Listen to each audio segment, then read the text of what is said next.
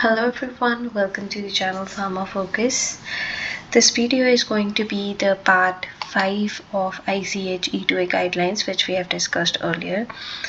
And before I begin, just a quick disclaimer that this video is only for educational purposes and I'm just trying to simplify ICH E2A guideline with the help of my understanding.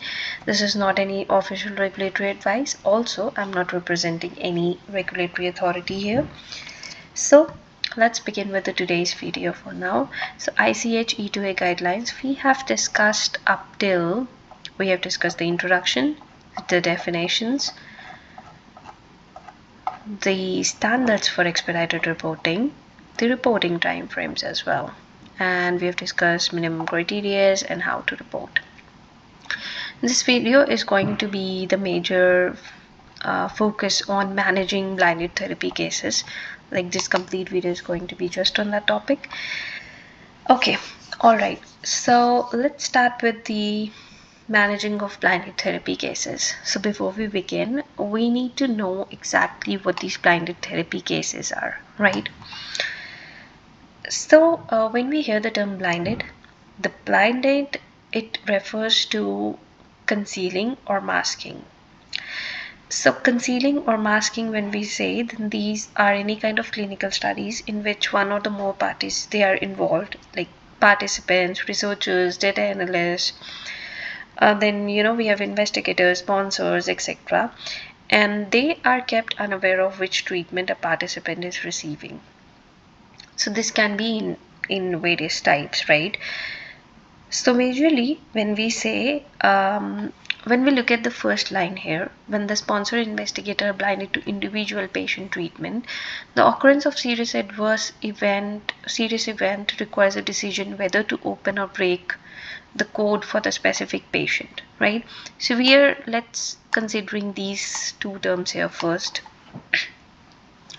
Let's talk about what an investigator is. So an investigator is someone who works at the patient level and he is of a responsibility for what things for conducting the clinical trial at the study site. Now this can be any doctor, it can be any qualified HCP. So they treat and monitor the patients in a trial. They identify and report the adverse events, and then they may decide to break the blind for the patient safety. They provide the medical judgment on the causality. That is majorly what the role of investigator is in these kind of cases. Then we have sponsor, which is for the overall safety and regulatory thing. So this can be any company, organization, individual that initiates, funds, or manages the clinical trial. So they design or oversee the study, collect and analyze the safety data, and then they decide the regulatory reporting. I hope this is clear to all that what a sponsor and what an investigator is till now. Let's move to the next thing here, which is mentioned here, the double blind study. So first let's discuss what blinding is. Now blinding is a kind of a study design in which, let's say, the patients, investigators, or both, they do not know which treatment the patient is receiving. And blinding is majorly done to prevent the biasness in the reporting and the result interpretation. So that's particularly the reason of doing the blinding. So I hope everyone is clear till now. Let's move to the next step, which is under blinding we have various things, like we have open label, that is unblinded, in which all the parties they are aware of the treatment that is being administered. Then we have single blind, in which only let's say the participant is unaware of which treatment or is given. Is it the experimental drug or the placebo? So researchers they know the allocation. Then we have double blinded study, which is mentioned here. Neither the participant nor the researchers administer the treatment know who is receiving the active drug or the placebo, and this is the gold standard to eliminate the biasness.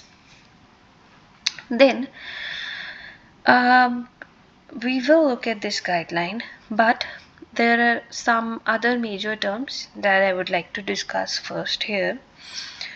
So we have discussed investigator, we have discussed sponsor, we have discussed blinding, we have discussed double blinding till now.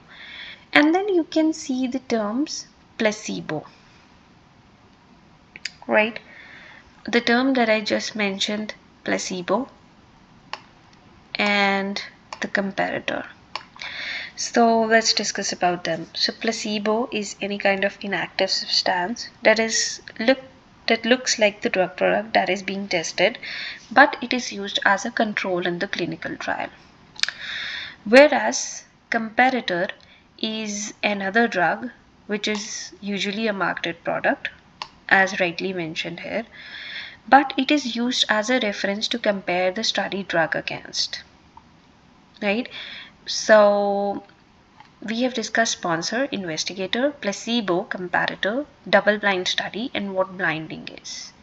We have another major term here, which is investigator brochure. We have discussed this in the previous video, but for now, just rebrushing it. It is a kind of a live document that contains all the preclinical and the clinical data about the investigational drug that helps to use it for the understanding of the risks and the safety information, right? Now, let's talk about what exactly the major thing is here, right? We are talking about the situation here now. In this guideline, we have this thing mentioned. If the investigator breaks the blind, then it is, oh, I'm sorry for that. We have the line here: when the sponsor investigator blinded to the individual patient treatment, the occurrence of a serious event requires a decision on whether to open or break the code of a specific patient, right? So in this, we need to make a decision on whether we can break the code for a specific patient or not. So in a double blind study, as we know that neither the investigator nor the sponsor, they know which treatment is the patient receiving.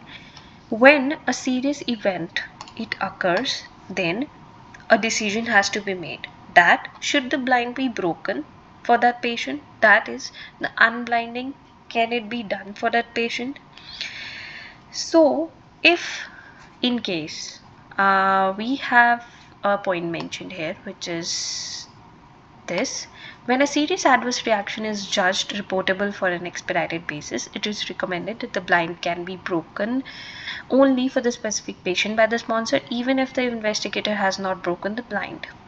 So if a serious ADR it needs expedited reporting, then the blind should be broken for that specific patient only, and this can be done for the sponsor even if the investigator hasn't done any unblinding yet. At the same time, what we need to ensure is that the blind is maintained for all the other persons.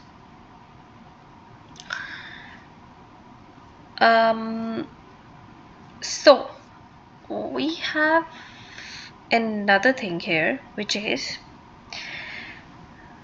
the second paragraph of this. I hope this is clear because this involves two major things. I'm going to repeat it again. If there is a double-blinded clinical trial study, that means that neither the investigator nor the sponsor, they know about what the patient is receiving in simple terms, right? But if a serious adverse event it occurs, then a decision has to be made regarding what, regarding this, that the blind it should be broken for that patient or not. Agar, so if in any case that we know that the blinding it should be broken, but it should be done for the specific patient only, and this can be done for the sponsor even if the investigator hasn't done the unblinding. Now what we need to ensure is we need to keep this surety that the study is blinded for everyone else, right? Majorly for the data analyst or the biometrics or the statistical team who are going to draw for the study's conclusion. It should be maintained blinded from them. So we have a second paragraph here, which is talking about the disadvantages to maintain the blind under the circumstances described, which outweigh the advantages. So by retaining the blind, there are few points that are listed here. That is the very first point. I'm going to discuss this one. Alright, so this point states that there is unnecessary reporting of placebo or comparator cases, and there is a need to correct the databases later after unblinding. So in a blinded study, since neither the patient nor the investigator, they know whether the patient is receiving a study drug, a placebo, or a comparator, so both placebo and comparator drug cases, they can get reported. So to avoid the unnecessary filing, this will lead to unnecessary filing, right? And therefore it will lead to the extra work to update the regulatory databases that is mentioned here. So this is one major point which comes under if the maintenance of blind is done. Then we have next point, which is this one, and I'm going to update it till here, right? So if the event is serious, let me highlight it with some other color to make a differentiation factor. Yes, so we are going to discuss about this point now. So this point states that it can lead to the misleading or confusing safety information, and it can make the updates less clear. That is, if there is a serious unexpected AE that has occurred and that may be linked to the drug, there has to be the updation of investigator brochure. While still blinded people, they can be misled because of this, because they don't know which treatment caused that particular event. So this can majorly lead to the misleading or the confusing safety information and make the update in the investigator brochure less clear.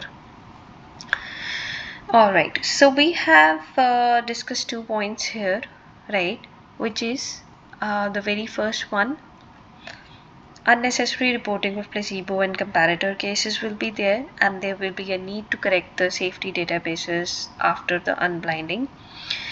Second point is that it can lead to the misleading or confusion of the safety information and make the updates less clear. What another point is mentioned here is that the blinding, it should be done for the one patient. Usually when it is done for the one patient, it does not affect the overall CT result or the way that study is run. This is what is mentioned here. However, when a fatal or other serious outcome is the primary efficacy endpoint in a clinical investigation, integrity of the clinical investigation may be compromised if the blind is broken, right? So in the cases where we know that the primary efficacy endpoint of this investigation is going to be fatal or is going to be other serious outcome, in such scenarios, if the blind is broken, then the integrity of clinical investigation, it is compromised. So under these and similar circumstances, it is considered appropriate to reach the agreement with the regulatory authorities in advance that would be treated as disease related and not subject to the routine expedited reporting. So this is done already in advance in the cases in which there is the primary efficacy endpoint as the fatal or the serious outcome. So I hope I made myself clear with managing the blinded therapy cases. I think I should sum up the video. So what things we discussed in this, I'll try to quickly summarize it. So blinded therapy cases, by blinding we mean concealing or masking. This can be done in the various types like open label, unblinded, single blind, double blind, triple blind, etc. And we discussed about what a sponsor is, what investigator is, a double blind study is, what is blinding. We discussed about the investigator brochure, and then we discussed about the decision that is to be made in case a serious adverse event it occurs. So the unblinding thing is to be done. How do we do it, right? What criteria are to be looked at, and what is the what is the situation exactly, and how do we need to respond to it. Then we discussed about these terms here, which states that there are several disadvantages to maintaining the blind under the circumstances, described which outweigh the advantages, and by retaining the blind, what things correlate to it. Then we discussed about this last point, which is if there is any fatal or serious outcome, then the primary efficacy endpoint is there. Then we need to ensure that with the regulatory authority we have a conversation in the advance that this should be treated as disease related and not be subjected to the routine expedited reporting. I hope this is clear to everyone, and I hope you guys find the video useful. If yes, do give it a thumbs up and keep watching, keep learning, subscribe to the channel. And in the next coming video we will be discussing about the miscellaneous issues, which is probably going to be the last part of ICH E2A guideline. Alright, thank you everyone.